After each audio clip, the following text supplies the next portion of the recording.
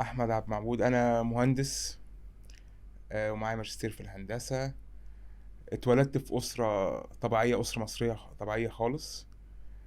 كان مجالنا في الاساس هو البن فقط، التحميص والمحمصه بن. معبودنا عبد المعبود آه. طبعا، حدث ولا حرج. احنا ابتدينا شغل، انا الجيل الثالث يعتبر. ابتدينا شغل 1937 من ايام جدي. ما شاء الله. بعمل ايه كشغل؟ لا، انا كنت في الاول زي اي شاب، كنت اللي هو دراسه، بروح اجي كده لغايه لما وصلت لمرحلة اللي هو بابا يقول لي بقى كفاية. تعالى بقى انت انزل المصنع بقى والشركة بقى، شوف اللي ورانا. لا، ما كناش لسه في مصنع، وكان في القصة دي كلها. انا بكلمك ده في الاوائل بقى، في اللي هو آه، 99 وكده احنا عملنا المصنع بتاعنا سنة 99. ما شاء الله. ما كانش لسه بقى في الكلام ده. فبابا قال لي طب مش كفاية كده بقى، لازم تتعلم. فكان بيعاملني اللي انا عامل في المحل. اقف الاول كنت بكنس المحلات عادي، اشيل كراتين، لا استناني بس، اتعلم ازاي احمص. استناني بس، احمد عبد المعبود كنت بتكنس المحلات؟ اه، ومش عيب، ولغايه النهارده هتلاقيني بكنس المحل عادي. الاقي عامل مثلا بيكنس بطريقه مش عجباني، اروح ماسك المقشه واوريه بيكنس ازاي، وده الصح.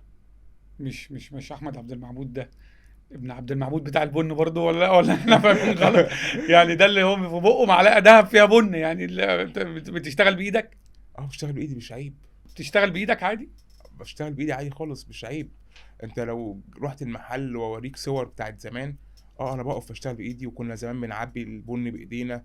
واول ما ابتدينا حوار قصه التوزيع كنت انا عندي عجله، كنت اخد عليها البن، اقف اعبي البن كرات واروح اوزعه على القهاوي. ده ياخد 8 كيلو، ده ياخد ربع كيلو.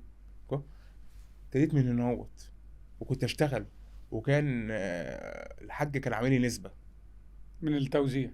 من التوزيع اللي انا بوزعه. يعني مثلا لو كنا مثلا بنبيع مثلا كيلو مثلا ب 10 قروش، ماشي، هو يديهولي ب 9 قروش، والقرش يطلع لي انا اللي انا بوزعه في النطاق بتاعنا اللي هو كان عابدين ووسط البلد. انت بتتكلم بجد؟ اه، مش عيب. هو مش عيب، بس يعني وكنت صادم. وكنت بقف بعد المدرسة أشتغل في المحل وكوات. وكان الناس بتيجي تستصغر سني وما يعرفوش إن أنا أحمد عبد المعبود. كنت باخد تبس من الناس. بتتكلم بجد؟ كان النص جنيه مش والجنيه عارفين انك بالنسبة ابن لي قصة. الحاج فكنت بتاخد التبس عادي؟ اه، مش عيب، مش عيب خالص. وانت النهارده لو رحت مثلا عندنا صيانه في المصنع ولا حاجه، ده تلاقي الحاج واقف لابس عفريته، واقف شغال مع العمال، بيصين بايديه. طب ده علمك ايه لما انت بقيت النهارده من المسؤولين عن الشركه وبقيت رئيس مجلس اداره؟ انت النهارده رئيس مجلس اداره الشركه صح؟ نائب رئيس مجلس الاداره نائب رئيس والمدير مجلس اداره. التنفيذي. يعني علمك ايه بقى لما بقيت مدير تنفيذي وما شاء الله بقى مصنع وشركات، وما شاء الله بقى في جروب كمان شركات تانية؟ مظبوط. علمني حاجه مهمه قوي، ان اول حاجه الشغل ما بيقفش على حد. يعني يعني انا النهارده موجود او مش موجود، علمني ازاي ان كل سنتي في الصناعه بتاعتنا انا على درايه بيه. انا اعرف امتى العامل مثلا هو بيتكلم صح او بيتكلم غلط لو عنده شكوى. علمني ازاي ادي حق العامل صح، لان انا اشتغلت مكانه وعارف مجهوده ايه وتعبه ايه. علمني ان انا لما اقف قدام حد النهارده بيكلمني في صناعه كبيره او الكلام ده كله، انا التفاصيل الصغيره قوي انا عارفها وحاسسها ولامسها.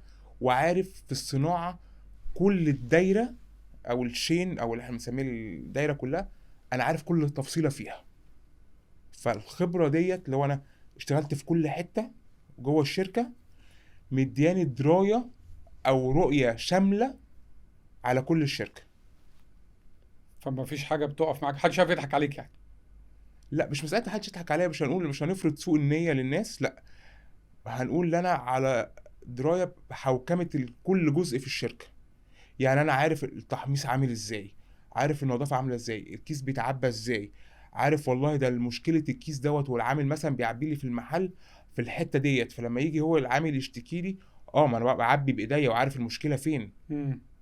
مش مجرد واحد قاعد على كرسي بياخد قرارات او شايف الدنيا من فوق بس، لا، انا شايف وعارف كل تفصيله. طب فرق معايا، فرق معايا كتير جدا. فرق معايا من واحد ممكن يكون اهله مستريحين او اصحاب شركات او مصانع او ايا كان، بس ما بس جه تمرمطش. باراشوت. اه. اللي هو ايه؟